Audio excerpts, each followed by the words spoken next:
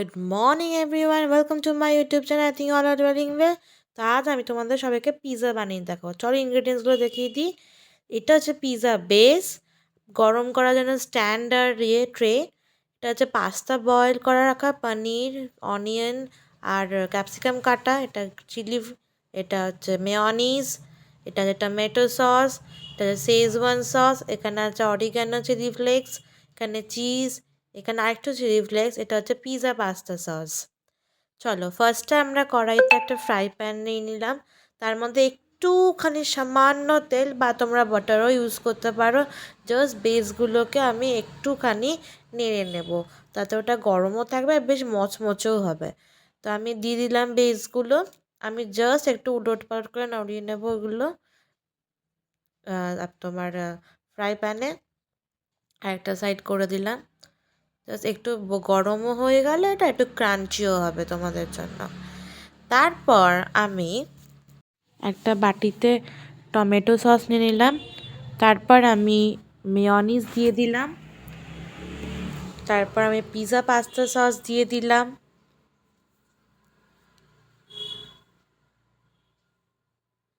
Schezwan sauce দিয়ে দিলাম আমি। যারা ঝাল খাও তারা তোমরা আমার মতন শেজওয়ান সস এতটাই দিতে পারো যতটা আমি দিচ্ছি। আর যারা একদমই ঝাল খাও না তারা অ্যাভয়েড করে চলো।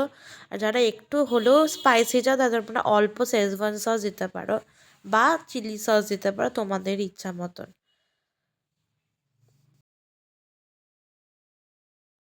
দেন আমি এর মধ্যে একটুখানি চিলি সস দিয়ে দিলাম। যারা একটু হলেও ঝাল খেতে তারা চিলি সস দিতে পারো, আদারওয়াইজ স্কিপ করে যাও যারা একদমই ঝাল খেতে পারো না। দেন আমি এটাকে ভালোভাবে মিক্স করছি, একদম ভালোভাবে মিক্স করবো যাতে কোনো কোনো দানা দানা না থাকে আর একটা অরেঞ্জিশ কালার আসবে, যেটা একদমই পিৎজা পাস্তা সস মতন দেখতে থাকবে। তারপর আমি একটা বাটির ওপর পনির নিয়ে নিচ্ছি। পনিরগুলো আমি একদম ছোট ছোট করে কিউবস করে ভালো করে কেটে নেব। তারপর আমি এটাকে আর সব ভেজিটেবলসগুলোকে একসাথে সটে বানিয়ে নেব কড়াইতে অল্প একটু তেল দিয়ে, তাহলে খেতে বেশ টেস্টি আর ক্রাঞ্চি হবে। তারপর আমি পিৎজা বেসটা একটা থালাতে রেখে যে পিৎজা সসটা আমি বানিয়েছিলাম সেটা আমি ভালো করে ওপরে লাগিয়ে দেব, মানে একদম খুবই ভালো করে যাতে খুব টেস্টি হয়। তারপর আমি গ্যাসে একটি ফ্রাইং প্যান নিয়ে ওর মধ্যে অল্প একদম তেল দিয়ে ভেজিটেবলসগুলো সটে করে নেব উইথ পনির। যেমন ভেজিটেবলস বলতে অনিয়ন আর ক্যাপসিকামটা আমি সটে করে নেব। তা আমি কড়াইয়ের মধ্যে আগে ক্যাপসিকামটা দিয়ে দেবো। চলো দিয়ে দিই। তা আমি এখানে ক্যাপসিকামটা দিয়ে দিলাম। তারপর আমি এর মধ্যে পেঁয়াজটা দিয়ে দিচ্ছি। দিয়ে আমি একটু খুন্তি দিয়ে ভালো করে নাড়িয়ে নেব যাতে এটা ভালো করে ভাজা হয়। এবার এখানে আমি যে পনিরগুলো কেটেছিলাম সে পনিরগুলো আমি এখানে দিয়ে দিলাম সটে করার জন্য। জাস্ট একটু ভালো করে আমি কুক করে নেবো, সটে করে নেবো, আদারওয়াইজ এগুলো কাঁচা কাঁচা লাগবে খাওয়ার সময়। তারপর আমি একটু হালকা নুন দিয়ে দিচ্ছি। দেন আমি যে পিৎজা সসটা বানিয়েছিলাম সেটা দিয়ে দিলাম just for taste and colour. Then আমি এটার মধ্যে যে পাস্তাগুলো বয়েল করছি ওটাও দিয়ে দেবো। তার আগে একটুখানি ম্যাগি মশলা দিয়ে দিলাম জাস্ট ফর টেস্ট। দেন এই কালারটা আসবে। তারপর আমি এটাকে ভালোভাবে ক্যাপসিকাম, পনির, দেন অনিয়ন দিয়ে গার্নিশিং করে নেব উপরে। তোমরা চাইলে এখানে soybean or chicken most importantly use করতে পারো, বাট আমি যেহেতু চিকেন অ্যাভয়েড করতে চেয়েছি তাই আমি চিকেন ইউজ করিনি, আমি পনির ইউজ করেছি। ভালো করে ওর উপরে আমি চিলি ফ্লেক্স দিয়ে দিচ্ছি। দেন আমি এর ওপরে অরিগানো দিয়ে দেবো ভালো করে।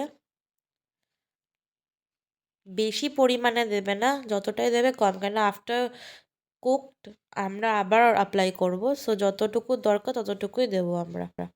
দেন আমি এখন বয়েলড পাস্তাগুলো দিয়ে দিচ্ছি। আমি পাস্তাটা নুন আর গরম জলে ভালো করে বয়েল করে সতে করে নিয়েছিলাম। তারপর আমি গ্যাসে একটা বাটিতে জলটা গরম করে রাখলাম। দেন আমি স্ট্যান্ড দিলাম। তারপর আমি ওর উপরে পিৎজা বেসটা একটা থালার ওপর দিয়ে দিলাম। তুমি দেখছো রান্না করার আগেই কি সুন্দর দেখতে লাগছে। আমি হালকা একটুখানি এটাকে ফার্স্টে বয়েল করে নেব, তারপর চিজটা দেব।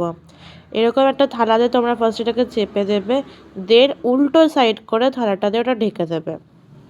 একটু বয়েল হয়ে যাওয়ার পরে 1 মিনিট, তারপর আমি চিজটা ভালো করে ওপর দিয়ে গার্নিশ করে দেবো। গার্নিশিং হয়ে যাওয়ার পর 15 মিনিটস বাদে আমি পিৎজাটা নামিয়ে নিলাম। কি সুন্দর চিজগুলো মেল্ট হয়ে গেছে আর দেখতে অসাধারণ লাগছে, তোমরা দেখতে পাচ্ছ।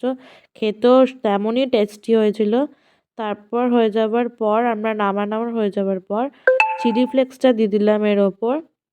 তারপর আমি এর মধ্যে একদম সামান্য একটু অরিগানো দিয়ে দেবো, যাতে যেন ভালো টেস্ট হয়। তোমরা চাইলে একটু ওর ওপর বিট নুনও দিয়ে দিতে পারো। দেন আমরা এটাকে একটা কাটার দিয়ে ছুরি দিয়ে কেটে নেব, এরকম সাইজ করে নেব। ভীষণ টেস্টি খেতে হয়েছে, তোমরা বাড়িতে ট্রাই করো। Please do like share subscribe and thanks for watching. Stay tune happy and pretty and stay tune for the next vlog. তোমরা বাড়িতে সবাই ট্রাই করো এটা।